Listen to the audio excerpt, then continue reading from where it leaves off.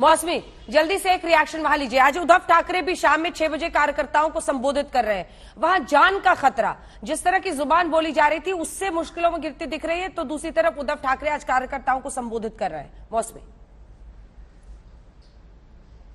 जी बिल्कुल प्रियंका, एकनाथ शिंदे के बेटे श्रीकांत शिंदे निकले हुए थाने में और उद्धव ठाकरे भी आज शाम को संबोधित करेंगे रैली में।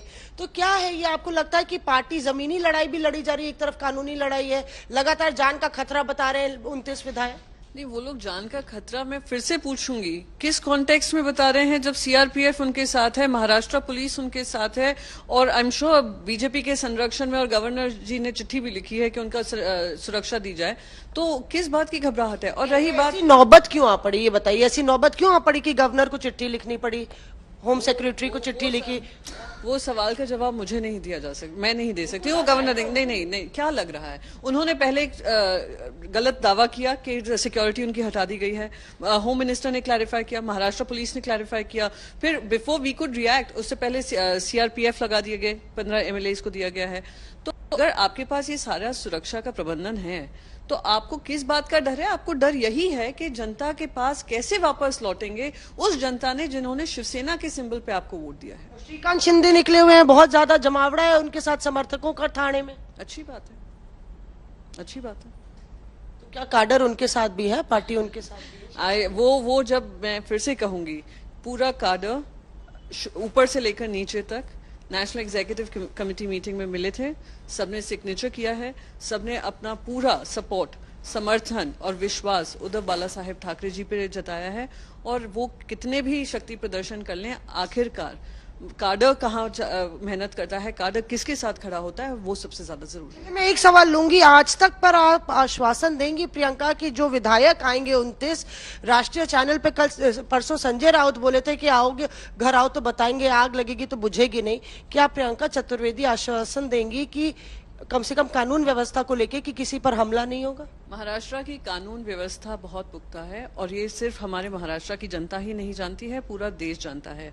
तो अगर इनको जवाब सवाल जो भी करना है, फ्लोर टेस्ट होगा, जो जान खतरे में नहीं होगी यहाँ पे आके? हमने क्लियरली कहा है, सुरक्षा उनके पास है, उनके परिवार को सुरक्षा दी पत्थर चलेंगे, संजय राउत ने बोला। नहीं, जो भी कहा है, इमोशंस हैं, पार्टी के इमोशंस हैं, पार्टी के वर्कर्स के इमोशंस हैं कि वो लोग खून पसीना बहाकर इन लोग को इलेक्ट करते हैं, एक बार नहीं, 2 बार नहीं, 3 बार नहीं, वो लोग मेहनत करते हैं, और उनके मेहनत पे इस तरीके से पानी फेरना और पीठ में खंजर घोपना तो एक इमोशनल रिएक्शन हुआ है। मैं कह रही सुरक्षा का मसला बना रहे हैं कोर्ट में, क्या शिवसेना आश्वासन देगी कि आपकी जान खतरे में नहीं होगी मुंबई आके? देखिए, अब मैं फिर से दोहराऊंगी कि जो भी निर्णय होगा मुंबई में होगा, मुंबई में उनकी सुरक्षा पुख्ता है, सीआरपीएफ के जवान उनके साथ लगे हैं। आपने खुद ने विजुअल्स देखे होंगे कैसे सीआईएसएफ, गोवा पुलिस और गुजरात पुलिस उनके लिए लगी पड़ी थी, उनको भेड़ बकरियों की तरह खींच रही थी।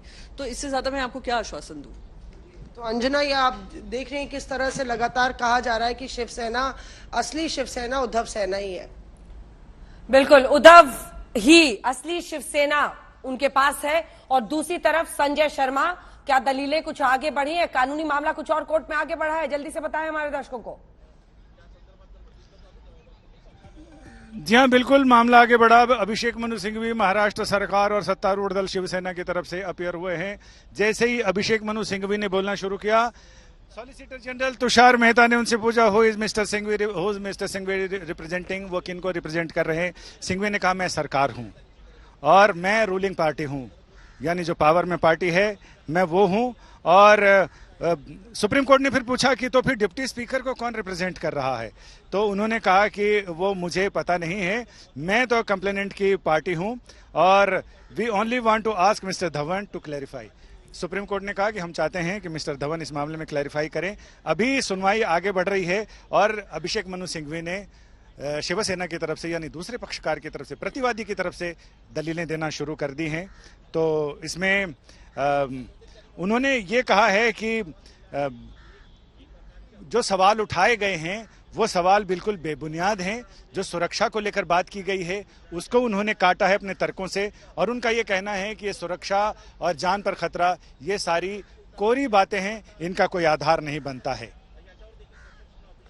जान के खतरा वाले आरोप को वो खारिज कर रहे हैं मिस्टर सिंघवी। खारिज कर रहे हैं और उनका ये कहना है कि चूंकि ये मैटर मीडिया में बहुत उछल रहा है लिहाजा ये लोग डायरेक्टली सुप्रीम कोर्ट आ गए हैं, वरना इन्हें तो हाई कोर्ट जाना चाहिए था। जान पर खतरे की बात कह के उसकी आड़ में इन्होंने सुप्रीम कोर्ट का रुख किया है, जिसमें कोई सच्चाई नहीं है। और उन्होंने यही सारे तर्क गढ़े हैं कि ये जो दावा किया जा रहा है उनकी सुरक्षा का और इन सारी चीजों का, उसमें कोई दम नहीं है। और ये भी ठाकरे की ओर से सिंघवी बहस कर रहे हैं और अपनी दलीलें रख रहे हैं।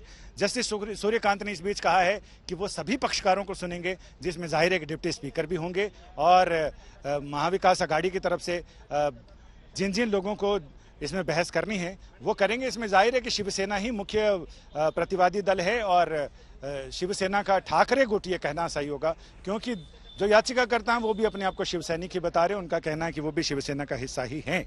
हाँ, तो हम भी इसीलिए उद्धव ठाकरे के साथ वाली शिवसेना और शिंदे के साथ वाली शिवसेना के तौर पर अभी इसको एड्रेस कर रहे हैं।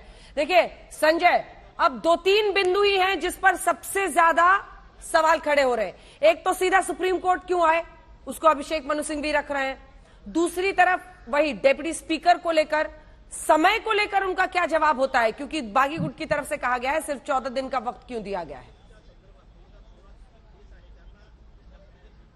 चूंकि कोर्ट ने जिस तरह की उत्सुकता जताई है कि डिप्टी स्पीकर की तरफ से कौन है, तो हो सकता है कि राजीव धवन डिप्टी स्पीकर की तरफ से हों, तो उन्हें अदालत को यह बताना पड़ेगा कि जी हां हुजूर मैं डिप्टी स्पीकर की तरफ से हूं।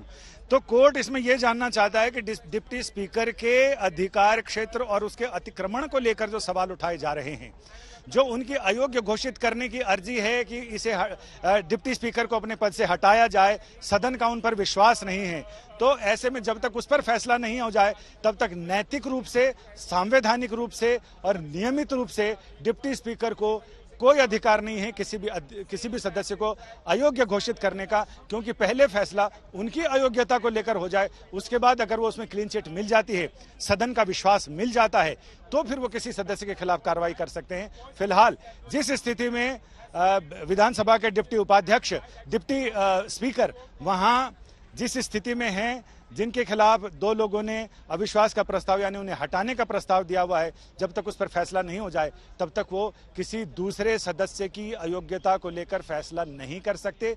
उन्हें नहीं करना चाहिए, नैतिक रूप से भी, संवैधानिक रूप से भी और विधानसभा की नियमावली के रूप से भी। बिल्कुल।